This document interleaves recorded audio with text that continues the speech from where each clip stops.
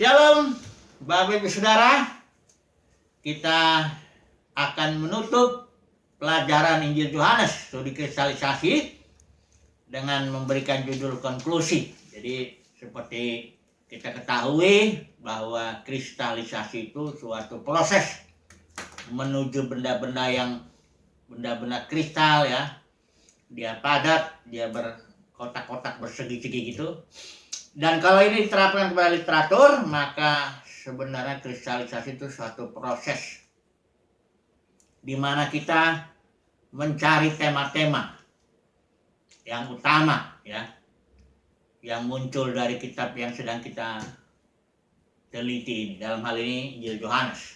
Jadi kita sudah coba tarik, sudah ada 32 tema, katakan seperti itu ya. Dan ini yang ke-33, kita akan coba ambil kesimpulannya. Ya tentu sedikit banyak terulang-ulang, tapi kita akan melihat 3 tema utama yang muncul setelah kita menggali. Ya ini setelah kita menggali dari kitab ini, maka kita melihat ada 3 tema utama ini ya.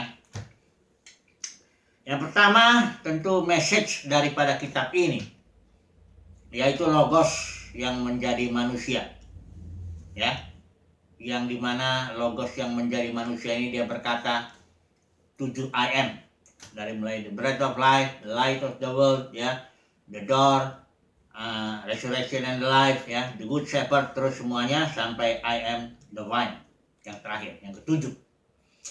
Kemudian ini message-nya, pesannya dari Injil ini, temanya, disitulah dia apanya yang utamanya. Kedua, tema utamanya itu bahwa pesan ini, I am ini, ditolak. Bukan ditolak oleh siapa-siapa, karena Yesus itu diutus kepada umatnya, umat Yahudi, bangsa pilihan Allah, ya dia ditolak oleh umatnya.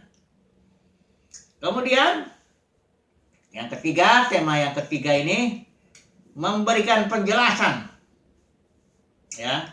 Ini lebih jauh lagi, lebih dalam lagi. Sebenarnya kenapa Yesus itu ditolak ya?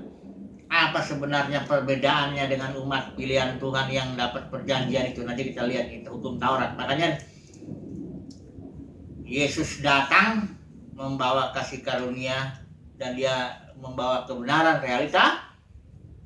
Tapi Musa, di mana orang umatnya itu terikat perjanjian, itu memberikan hukum Taurat. Nah, nanti kita akan lihat dulu, singgung sedikit ini ya lagi, karena jadi banyak orang jadi dipertentangkan ya antara hukum Taurat dengan kasih karunia ya. Padahal sebenarnya bukan begitu. Hukum Taurat itu awal itu nanti kita lihat dia simbol, realitanya itulah Yesus. Hukum Taurat itu penuntun supaya datang kepada kasih karunia ya. Jadi hukum Taurat ini kalau dipahami dengan benar, dia justru membawa orang kepada Tuhan Yesus. Nah ini masalahnya orang Yahudi salah memahaminya hukum Taurat ya. Jadi nantilah dulu. Jadi ini tiga tema utama ini, puji Tuhan, ada di prolognya di Injil ini. Pasal 1 ayat 1 sampai 18 ya, itu prolog. Pembukaan daripada, bukan sekedar pendahuluan aja, itu merupakan inti daripada Injil itu sendiri ya. Pasal 1 ayat 1 sampai 18. Jadi ada di sini semua, 3 tema utama ada di sini ya. Oke. Mari kita melihat satu persatu dulu. Ya kita sebenarnya selalu ambil 3 tema utama mengikuti prinsip trilogi. Ya, kita tahu trilogi itu suatu cerita, suatu sandiwara gitu ya, seperti begitu, yang dijalankan dalam 3 episode atau 3 bagian ya. Masing-masing bagiannya sudah sempurna, tapi tiap bagian itu memiliki tema yang sama, tema yang sangat umum. Jadi kalau kita mau tarik ini tema yang yang tiga ini jadi satu? Bisa. Yaitu bahwa kerajaan Yesus datang kepada umatnya menawarkan diri sebagai Mesias. Ya, bisa begitu. Tapi trilogi ini ada satu poin yang penting juga, dia itu progresif. Yang pertama ceritanya tentang Logos ini kayaknya belum jelas ya. Cerita yang kedua ini bahwa Logosnya ditolak. Ya. Dan baru cerita yang ketiga menjelaskan lebih detail lagi apa penyebab Logos yang menjadi manusia ini ditolak. Ya. Nah, mari kita masuk dulu ya ke tema yang pertama ini. Kita tidak mengulang, tapi ya menyinggung dikit lah. Logos yang menjadi manusia yang menyebut I am. Ini baik saudara, dalam Injil ini Yesus itu mengadakan mujizat, tapi dia bilangnya tanda. Karena apa? Di dalam mujizat jasmani itu ada tanda, ada menunjuk makna rohaninya. Misalnya waktu dia bilang I am the bread of life. Ini konteksnya ketika Yesus bikin mujizat ngasih makan roti jasmani itu kepada orang banyak. Tanda ini maksudnya bahwa Yesus sendiri adalah roti hidup. Jadi Logos yang menjadi manusia ini sebenarnya mengajak orang Yahudi ini yang berpikiran jasmani agar menjadi spiritual. Ini memang problem ini. Ini juga problem. Kita langsung aja coba kita lihat masuk yang kedua ini ya. Kenapa dia ditolak? Orang Yahudi ini menolak Yesus. Karena orang Yahudi ini tetap dia berfokus yang jasmani. Berdasarkan pemahaman yang kita lihat hukum Tauratnya ini. Ya. Dia tetap masalahnya, misalnya gini, pembicaraan Yesus dengan Nikodemus inilah. Yesus bicara kerajaan-kerajaan yang spiritual. Orang kalau masuk sana melihat pun harus lahir baru dulu. Nikodemus tidak bisa paham itu. Ya itu Nikodemus itu sudah pemimpinnya itu. Ya gimana lagi orang banyak udah lebih nggak paham lagi. Ya, kerajaan sorga. Karena orang Yahudi menunggu kerajaan jasmani seperti Daud, karena mereka hanya tahu Yesus Mesias itu anak Daud. Walaupun di bagian lain di Injil Yesus, di kitab Injil Yesus bilang, pernah ya orang Farisi kumpul-kumpul, Yesus bilang menurut kamu Mesias itu anak siapa? Mereka nggak ragu lagi jawabnya, ya udah anak Daud. Lalu Yesus ngutip kitab Mazmur di mana Daud berbicara kepada orang yang di sampingnya itu, ya dia menyebut tuannya, ya Daud. Tuhan berbicara kepada Tuanku, ya. Nah, musuh-musuhnya akan diletakkan ya.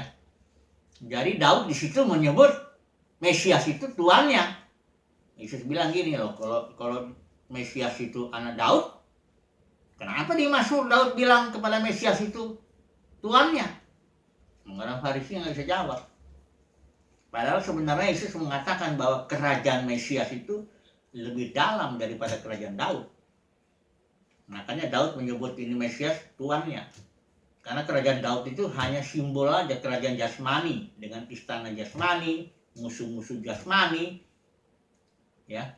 Tapi kalau yang ini, Mesias ini spiritual. Kerajaannya spiritual. Musuhnya juga iblis roh jahat yang dihantam itu. Jadi, penyakit daripada orang Yahudi ini, ya penolakan ini, memang karena mereka orang Yahudi itu oleh kesalahan ya dalam pemahamannya akan hukum Taurat, dia jadi sangat jasmani. Mari kita masuk langsung ke yang ketiga ini, ya. Ini menjelaskan ini semuanya ini sebenarnya kenapa ini ya. Orang Yahudi ini umat Tuhan menolak. Ya Yohanes hanya mengucapkan gini. Ayat yang ini saya kira yang paling harus dipahami nih, ya. Di dalam Injil Yohanes ini. tema yang ketiga yang kita angkat ini, yaitu sebab hukum Taurat diberikan oleh Musa, tetapi kasih karunia dan kebenaran datang oleh Yesus Kristus. Jadi di satu sisi memang tugas Yesus ini tidak mungkin bisa dipahami oleh orang Yahudi, ya. Karena tugas Yesus ini sebenarnya membangun suatu perjanjian spiritual. Orang Yahudi itu perjanjiannya yang dia ingat itu pokoknya perjanjian antara orang Yahudi itu umat Tuhan itu ya dengan Yahweh diperantarai oleh Musa. Mereka tahunya itu pokoknya perjanjian Musa itu jelas jasmani, ya, janji-janjinya juga jasmani, ya. Setidaknya orang Yahudi karena perjanjian ini mereka berharap Mesias itu karena Musa sudah bilang seorang seperti aku akan datang. Jadi kita Ulangan itu. Jadi orang Yahudi kalau Mesias dia langsung ingat 3 hal minimal. Ya. Pertama, Mesias itu akan membangun bait suci jasmani yang diletakkan yang sudah dipilih itu di Yerusalem. Kedua, Mesias akan bangun kerajaan Israel dalam arti musuh-musuh yang menekan musuh-musuh jasmani ya, seperti Daud itu perang karena sini sekitarnya bukannya Israel jadi bebas lah, merdeka lah gitu ya, kerajaan Israel, kerajaan jasmani. Yang ketiga, Mesias akan membawa pendamaian bagi seluruh dunia. Dan dalam arti sesuai perjanjian ini Israel akan menjadi kepala, bangsa-bangsa lain akan jadi ekor. Ini semuanya minimal ini. Makanya saya sering dengar itu di YouTube khotbah rabi-rabi Yahudi yang saat ini. Dia bilang kami jelas bahwa Yesus bukan Mesias sampai detik ini ya, udah 2000 tahun. Kenapa dijawab? Ada satu rabi bahkan sampai belasan alasannya. Yang pertama pokoknya Yesus sudah disalib, sudahlah. Ya. Karena kami berharap Mesias itu yang akan memimpin kerajaan Israel yang seperti yang tadi 3 itu. Jasmani ya. Oh ini udah disalib, sudah. Dia mau datang kedua kali lagi. Makanya kami gak butuh misionaris Kristen. Kami sudah tahu kok dari kitab kami bahwa Mesias itu begini. Bahkan kami katanya nggak pernah disuruh percaya kepada Mesias. Karena dengan mata jasmani kami sudah tahu yang mana Mesias, yang mana yang bukan. Ya, karena tandanya sudah jelas jasmani. Jadi kami nggak diperintahkan percaya. Makanya kalau orang Kristen datang misionaris ini bilang percayalah Yesus, percaya apa? Kami nggak disuruh percaya, karena kami sudah lihat langsung, sudah tahu ya, yang mana Mesias, yang mana bukan. Karena tandanya jasmani itu udah jelas.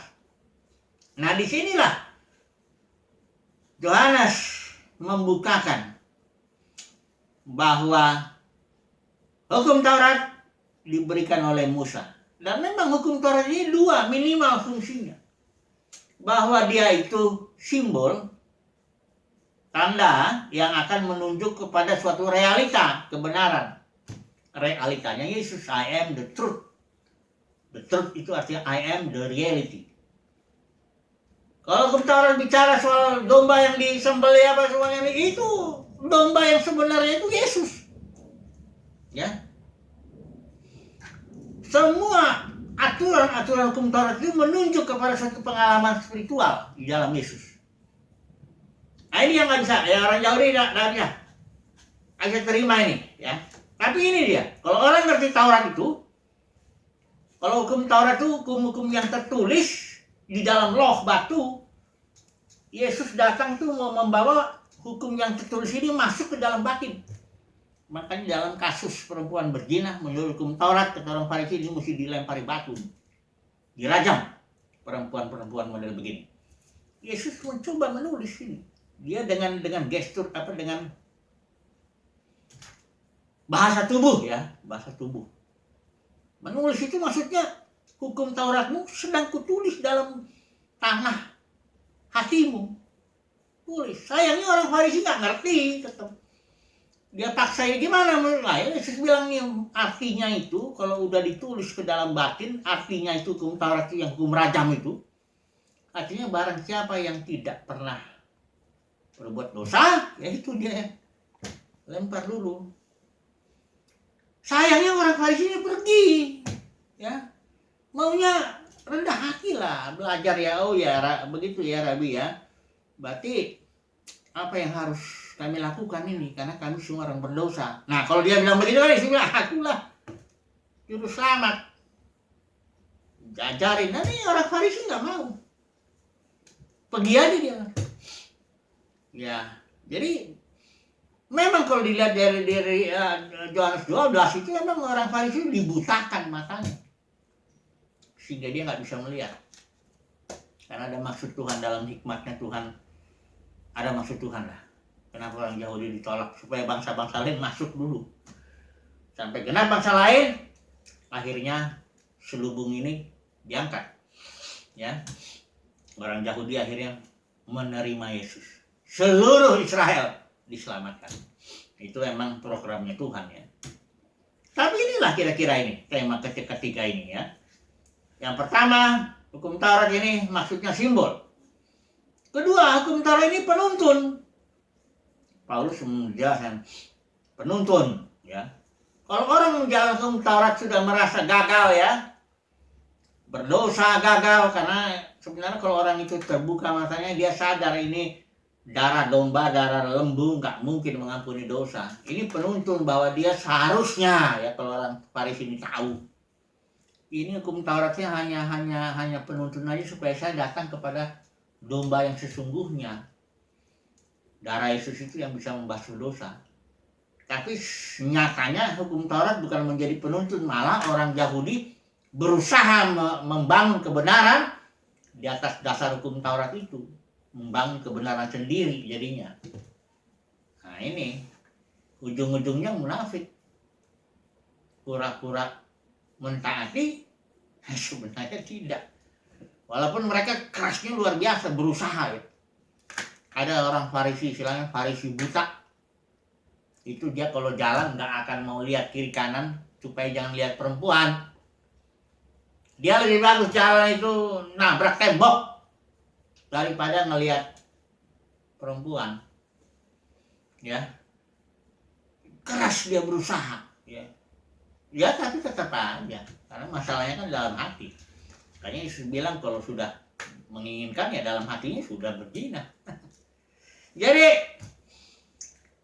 pemahaman, jadi jangan sudah pikiran di hukum Taurat itu salah ya. Enggak, itu memang program Tuhan bahwa hukum Taurat itu simbol dan penuntun yang nantinya masuk kepada kasih karunia dan realita. Jadi bodoh sekali kalau orang membandingkan hukum Taurat dengan kasih karunia.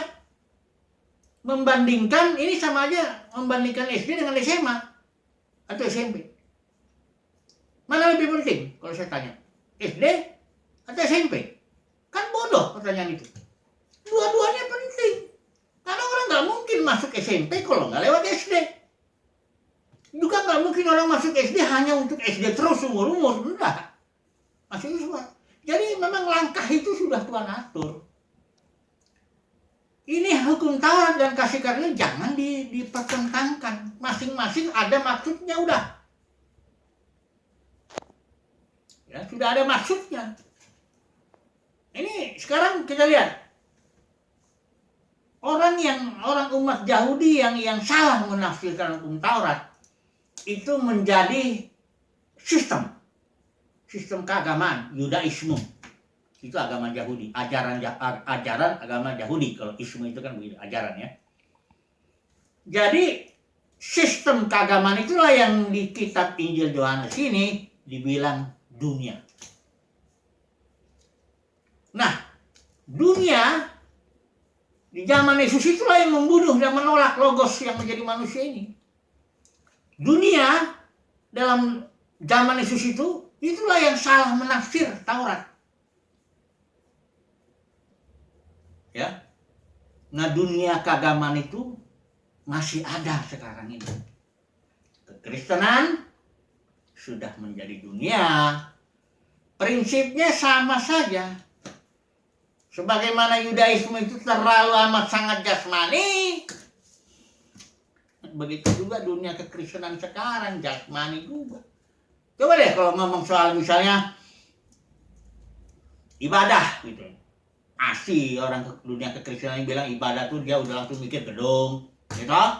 Dia mikir langsung organisasi gereja itu, ya denominasinya lah, apa ada di sana, nyanyi-nyanyi angkat tangan apa semuanya lah, liturginya ya kira-kira begitulah ya. Alkitab bilang ibadah itu harus dalam roh, dalam batin. Ketika seorang mengikuti pimpinan roh dalam batin, dia sedang beribadah. Entahkah dia sedang masak, entahkah sedang nyapu, entahkah sedang nyuci, dia ibadah. Kenapa ibadah? Karena dia mengikuti pimpinan roh dalam batin. Nah, coba lihat bedanya, kan mirip ya. Terus kalau orang dunia kekristenan bilang berkat, coba deh ngomong berkat gitu dalam dunia kekristenan, langsung di otaknya. Ini orang pasti kena masalah, dilepaskan. Sakit, disembuhkan. Bangkrut usahanya, jadi maju. Berkatnya selalu fokusnya rohani. Jasmani, sorry. Tapi kalau kita bilang Efesus pasal 1, 2, 3 itu jelas segala berkat rohani diberikan kepadamu. Berkat rohani itu suatu pengalaman spiritual, perjumpaan dengan Tuhan. Diumpamakan itu kalau kemah suci itu ada peralatan itu, tiap peralatan itu melambangkan suatu pengalaman bersama dengan Tuhan. Itu berkat rohani itu banyak sekali. Bukan hanya pengalaman keselamatan, tapi pengalaman nanti dibaptis sepenuh Roh Kudus, pengalaman itu puncaknya penyatuan dengan Bapa. Itu suatu pengalaman bertahap. Ya. Acara Israel 2 itu semuanya perayaan itu Paskah, Pentakosta, Tabernakel, itu semua pengalaman berkat rohani di mana kita semakin dekat dengan Tuhan, mengalami Tuhan itu. Ayo orang kalau di dalam dunia kekristenan berkat, udah lain itu. Penyembahan misalnya, ngomong deh penyembahan di dunia kekristenan, langsung di otak langsung mikir ya. Itu ada musiknya, ada MC-nya, ada singernya, udah gitu kita yang nyanyi. Kalau lagi penyembahan pengertiannya lagunya lembut, berarti angkat tangan, tutup mata, nah itu dia penyembahan. Sangat jasmani. Yesus bilang penyembahan itu harus dalam roh. Dia mencari orang yang menyembah dalam roh. Ya, sikap dalam batin. Bahkan sebenarnya kalau istilah penyembahan itu yang pertama di dalam kitab Kejadian itu Abraham waktu mempersembahkan Ishak. Itulah istilah pertama, worship, penyembahan. Menyembah, ketika Abraham bilang sama bujangnya, saya mau menyembah, itu artinya dia sedang mempersembahkan Ishak. Jadi sikap dalam batin yang siap untuk mempersembahkan Ishak kita, itulah sikap penyembahan. Entah orang itu sedang ngapain, tetap dia sedang menyembah. Itu sikap. Ya. Nah di dunia kekristenan pokoknya perpuluhan. Waduh, langsung dibilang duit.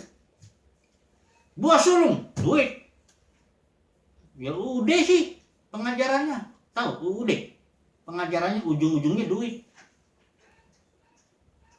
Padahal itu semua orang, buah sulung perpuluhan itu orang. Tapi dunia kekristenan udah mirip dengan dunia keagamaan zaman Yesus itu membunuh Yesus. Saudara jangan pikir bahwa sekarang ini Yesus nggak lagi dibunuh, sedang dibunuh. Dalam arti pengikutnya itu dikucilkanlah. Orang yang mengajari sesuatu yang spiritual lah itu pasti dikucilkan dalam dunia kekristenan. Nggak laku lah, nggak nyenangin telinga orang banyak. Ya, pengajarannya nggak laku. Jadi ini dia, hukum Taurat diberikan oleh Musa tapi salah tafsir. Akhirnya pengajarannya jadi Yudaisme, dunia keagamaan itu membunuh Yesus, dan sekarang pun begitu. Dunia kekristenan pun sangat-sangat jasmani. Ya banyaklah, kita sudah bicara juga soal dagang ya di dalam dunia keagamaan ini ya, banyaklah. Jadi oke lah, sekarang kesimpulan di atas kesimpulan ya apa? Injil Yohanes ini.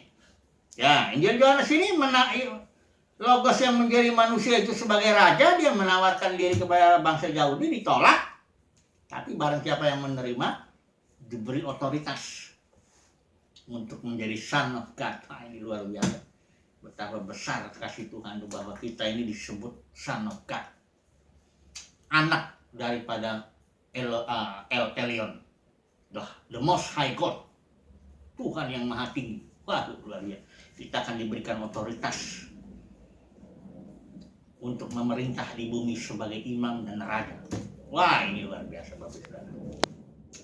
Simpulannya ya, kalau kita harus spiritual, penafsiran kita harus spiritual, penglihatannya harus spiritual ya. Kalau enggak ya kita akan jatuh ke dalam kesalahan Yudaisme.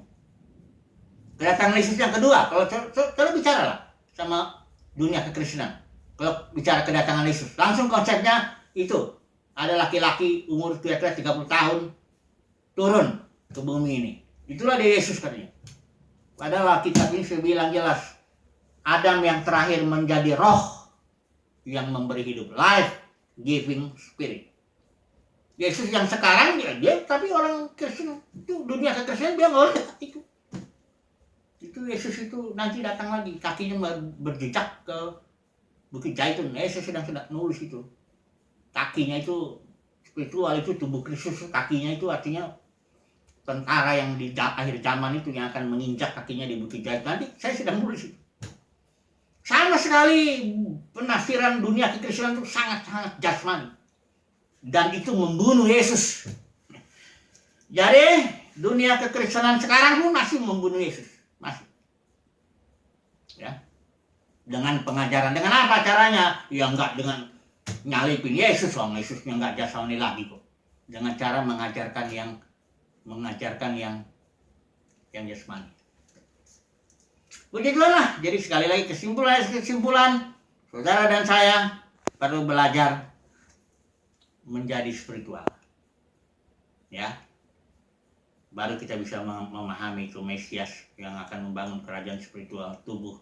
Bait sucinya juga spiritual, ya, bukan bait suci gedung,